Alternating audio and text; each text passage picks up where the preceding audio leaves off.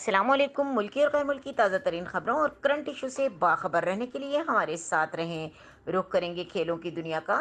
Pakistan cricket board نے پی S L franchise کو ایک نئے فنانشل ماڈل کی پیشکش کر دی۔ پاکستان سپر لیگ کی گورنگ کونسل کا اجلاس 27 ستمبر بروز پیر کو chairman P C B Ramiz Raja کی زیر صدارت منعقد ہوا۔ پاکستان میں کرکٹ کے فروغ میں اپنا اہم کردار ادا کرنے پر پی سی بی نے 6 فرنچائز کی معاونت کرنے کے لیے انہیں مندرجہ مختلف پیشکش کی۔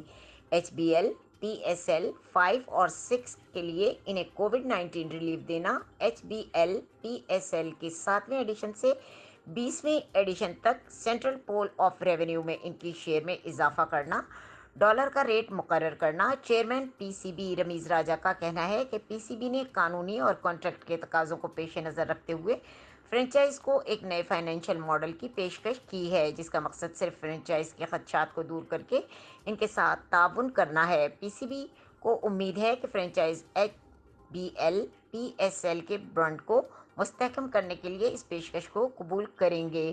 مزید خبروں اور اپڈیٹ کے لیے دیکھتے رہیں کے نیوز چینل انٹرنیشنل۔